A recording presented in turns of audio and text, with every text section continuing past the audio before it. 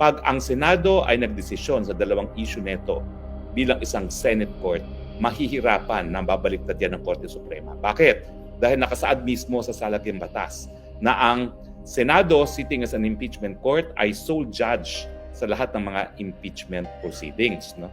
Ibig sabihin, sole judge, hindi na po pwedeng maghimasok ang Korte Suprema. Totoo po, meron tayong certiorari power at sang-ayon nga dun sa decision ng Francisco versus sa House of Representatives na isa ako sa abogadong nagdulog sa Korte Suprema, kapag merong grave abuse of discretion, pwede maghimasok ang hukuman. Pero yung kaso po ng Francisco, hindi pa po yan desisyon ng Korte Suprema, hindi pa po yan desisyon ng Senado sitting as an impeachment court. Kung hindi, desisyon lang ng Kamara de Representante na maghain ng panibagong impeachment complaint na merong sapat na lagda ng mga kongresista bilang articles of impeachment matapos na ang House Committee on Justice ay nagbasura nung naunang impeachment complaint laban kay Chief Justice Davide at 7 pang mga Associate Justices ng Korte Suprema.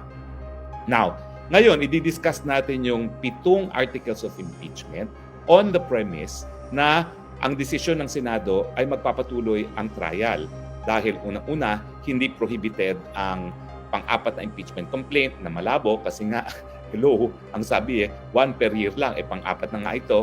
At pangalawa, na po pwedeng ma-carry over. No? Hindi ko po alam paano mangyayari yan kasi nga po, bagamat ang Senate ay continuing dahil merong 12 members at all times, hindi naman po ibig sabihin niya na makaka-decide ang 12 members kasi walang quorum. Hindi gaya sa Amerika na yung mga natitirang Senado, constitute a majority, may quorum sila, so po pwede pa rin sila magtrabaho bilang isang Senado. So dito po sa Pilipinas, tinatawag lang natin na continuing body ang Senado kasi hindi nawawala ang 12 miyembro, pero hindi sila po pwedeng gumalaw bilang Senado na walang quorum. Now, sabihin na nating binasura ng Senado itong dalawang special and affirmative defenses at sinabi ko nga, ang ad cautelam is without prejudice. No? So yung sagot nila sa articles of impeachment without prejudice doon sa desisyon ng Senado, doon sa dalawang affirmative defenses na prohibited ang pang-apat na impeachment complaint at saka hindi pwedeng ma-carry over, iisa-isahin na natin ngayon yung articles of impeachment. Now, ang kauna-unang articles of impeachment ay di umano yung kanyang pagbanta sa buhay ni Marcos Jr. at ni Lisa Araneta. Kung maalala nyo, ito yung pagkakataon na hating gabi na na-contempt itong si Laika, Attorney Laika Lopez na Chief of Staff niya, USEC ni VP sa Office of the Vice President, nagtawag ng tulong si VP at siyempre dahil hating gabi na wala ng media, ang ginawa namin ay nagkaroon ng virtual press conference si VP kung saan galit na galit na sinabi ni VP Sara na siya ay nagbili na kung merong papatay sa kanya, may pinagbilinan siya na kinakailangan patayin din si Presidente Marcos at si Lisa Tanas dahil ang nais lang magpapatay sa kanya ay walang iba kundi ang Presidente at ang kanyang may bahay. Now, yan ba'y impeachable? Well, ang sabi nila, ito daw ay betrayal of public trust at saka high crimes. Ang problema, conclusion lang nila yon na ito ay betrayal of public trust at saka ito ay high crimes. Ang high crimes ay yung pinakamalalang mga kaso. Unang-una, no, high crimes ba ito? Hindi. Kasi yung threat, hindi naman yan high crimes in the sense na hindi siya heinous crimes. Halos wala ngang kulong yung grave threats Kung yan ay totoong grave threats, halos wala pong kulong yan. Pero ang problema dun sa articles of impeachment, hindi naman inallege kung bakit naging krimen itong pananalita ni VP Sara. Hindi kasi nila sinabi na ito ay krimen na grave threats. At kung kinakailangan na, kung ito ay grave threats, kinakailangan patunayan hindi lang yung pananakot, kundi intensyon na gawin talaga yung pananakot na pagbantaan ang buhay ng presidente at ng unang ginang. No?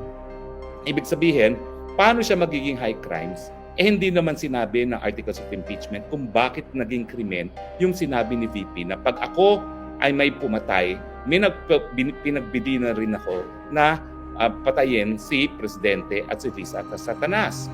Well, tignan niyo po ha. Hindi naman yung sinabi, may pinagbilinan akong patayin ng Presidente at ang unang ginang. Ang sinabi lang niya, pag merong pumatay sa akin, meron na akong pinagbilinan. So meron bang krimen na condition sa pagkapapatay kay VP? Parang walang ganung krimen sa akin. Impossible crime na yan Kasi kung nagbilin man siya na kapag may nangyari sa akin, patayin nga itong ibang tao, paano mo pa mapapruebahan na siya ang mastermind dahil siya nagbilin? Patay na siya.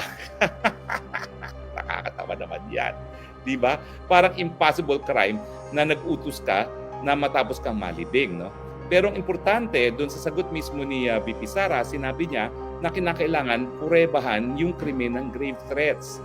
At hindi naman ipinakita, hindi man lang inallege doon sa articles of impeachment kung ano yung mga elements of the crime ng grave threats at bakit lahat ng elemento ay present doon sa facts na nangyari. Ang facts naman dyan, mainit ang usapin dahil nga pilit na pinapalipat sa Correctional Institute itong correctional facility, itong si Attorney Laika Lopez, at mainit ang ulo ni VP Sara na sinabi niya na alam ko na meron na silang inutusan na para patayin ako. Pag may nangyari sa akin, pag ako napatay, meron din ako inutusan na patayin si Marcos at ang kanyang asawa.